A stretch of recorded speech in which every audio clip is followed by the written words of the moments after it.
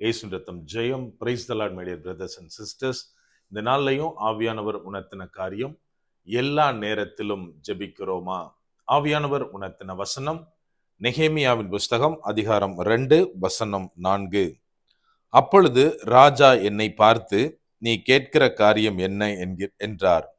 அப்பொழுது நான் பரலோகத்தின் தேவனை நோக்கி ஜெபம் பண்ணி, then the king said unto me, for what dost thou make request? So I prayed to the God of heaven. Nehemiah chapter 2 verse 4. என கண்மானவர்களே, இந்த இடத்திலே என்ன வாசிக்கிறோம் அப்படின்னா, நெகேமியாவை பார்த்து அந்த ராஜா கேட்கிறாரு, நீ கேட்கிற காரியம் என்ன அப்படின்னு. இம்மிடியட்டா நெகேமியா பண்ண காரியம், தேவனை நோக்கி ஜெபம் பண்ணினார் அப்படின்னு இங்கே நாம் வாசிக்கிறோம். நாம் இந்த நாட்களில் நாம் எல்லா நேரத்திலும் ஜெபிக்கிறோமா? நம்ம கொஞ்சம் யோசித்து பார்க்கணும். எனக்கு அன்பானவர்களே, இந்த போர்ஷனை ரீட் பண்றப்போ நான் சின்ன வயசுல கேள்விப்பட்ட ஒரு ஸ்டோரி தான் எனக்கு ஞாபகம் வந்தது. அதாவது கற்பனை கதை தான். ஸோ இதுல நம்ம ஜட்ஜ்மெண்டலுக்குள்ள போக வேணாம். ஒரு ஜெபம் பண்ற நல்லா ஜெபிக்கிற 2 மனிதர்கள் இருக்கிறாங்க. ஒருத்தர் கடவுளுக்கு ஊழியம் பண்றவரு, இன்னொருத்தர் ஒரு டிரைவரா வேலை பார்க்கிறவரு. 2 பேருமே தங்களுடைய உள்ளத்திலிருந்து ஆண்டவர்கிட்ட ஜெபம் பண்றவங்க. ஆண்டவர் அந்த டிரைவர் பண்ற ஜெபத்துக்காக அவளோட காத்திருப்பாராம். இது அந்த ஊழியம் பண்றவருக்கு ஒரு பயங்கர ஒரு ஆச்சரியம். நான் இத்தனை மணி நேரம் ஜெபம் பண்றேன், அவருக்காகத்தான் எல்லாமே பண்றேன். ஆனா இந்த டிரைவர் அவன் வேலைக்கு மத்தியில கொஞ்ச நேரம் பிரேயர் பண்றான். இதுக்கு எப்படி ஆண்டவர் வெயிட் பண்றாருன்னு அவருக்கு பயங்கர ஆச்சரியத்தோட ஒரு நாள் கடவுள்கிட்ட கேட்டுட்டாரு. இம்மிடியட்டா கடவுள் பண்ண ஒரு காரியம் என்னன்னா, ஒரு பெரிய பவுல் நிறைய தழும்ப ஆயில் ஊத்திட்டு அந்த ஊழியக்காரர் கையில கொடுத்து, நீ இருக்கிற இந்த ஏரியாவை ஒரு ரவுண்ட் அடிச்சுட்டு என்கிட்ட இதை கொண்டு வரணும்.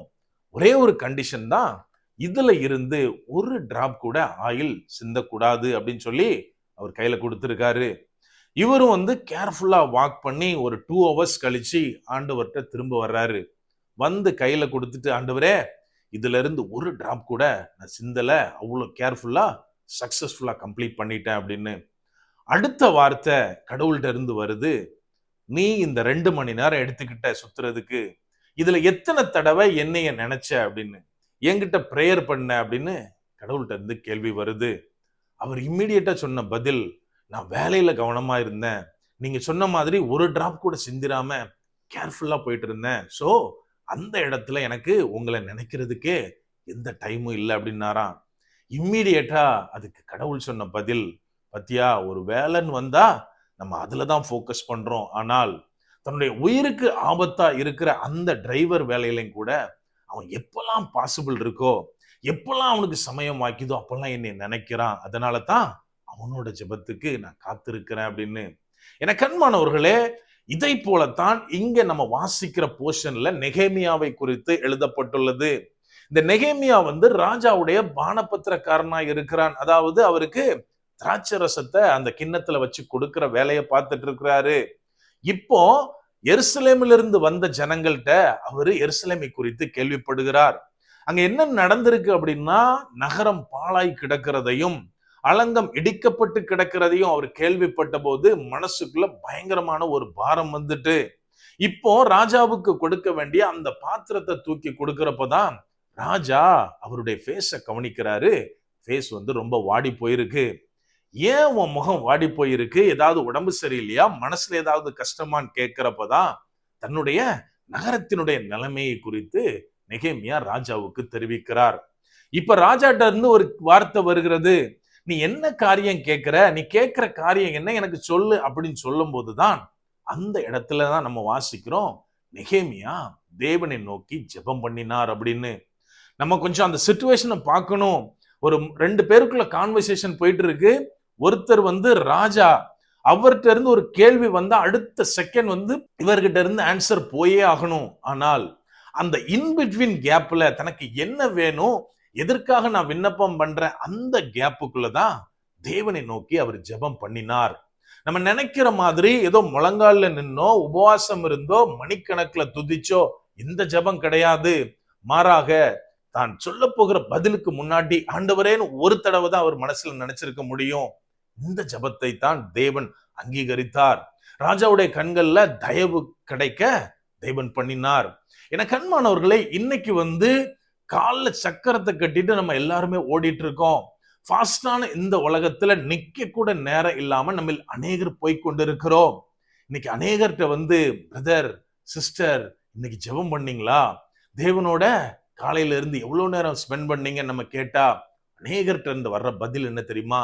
இல்ல பிரதர், காலையில நான் வேலைக்கு கிளம்பிடுவேன், அங்கேயும் எனக்கு பிஸியான ஷெட்யூல் இருக்கும், இதனால நிக்க கூட சாப்பிட கூட நேரம் இல்லாம நான் ஓடிட்டு இருப்பேன், ஈவினிங் வந்தேன்னா நான் எப்படா படுப்பேன்ற டயர்ட்ல தான் வருவேன், இதுல எனக்கு ஜெபம் பண்றதுக்கு டைமே இல்ல பிரதர். இதுதான் அநேகருடைய பதிலா இருக்கும். என கண்மானவர்களே, இடையில எல்லாத்துக்கும் நேரம் இருக்கும் நமக்கு, ஆனால் தேவனை பார்க்க நேரம் இருக்காது. இங்க நெகேமியாவுக்கு அவர் ஏதோ ஒரு தனி அறையில போய் முழங்கால் போட்டு ஜெபம் பண்றதுக்கு நேரம் இல்ல, மாறாக கேள்வி வருது, பதில் சொல்லணும். இதற்கு இடையில அவர் தேவனை நோக்கி ஜெபம் பண்ணினார். எத்தனை பேர் இதை பண்ண முடியும் நம்ம நினைக்கிறோம்? நம்ம ஒவ்வொருத்தராலையும் இதை பண்ண முடியும். நான் ஓடிக்கொண்டிருக்கிற நேரத்திலையும், நான் செய்து கொண்டிருக்கிற வேலைகளுக்கு மத்தியிலையும் ஒரு நிமிஷம் 2 செகண்ட் என்னையால தேவனை நோக்கி கூப்பிட முடியும். தேவன் தான் என்னை ஓட வைக்கிறார்னு அவரை துதிக்க முடியும். ஆனால் நம்ம செய்கிறோமா? நம்ம கொஞ்சம் யோசித்து பார்க்கணும். இதுல இன்னொரு காரியம், அநேகர் நினைக்கலாம், பிரதர் அப்போ நம்ம தனி ஜெபத்துல தேவனோட உட்கார்ந்து பேச தேவையில்லையா?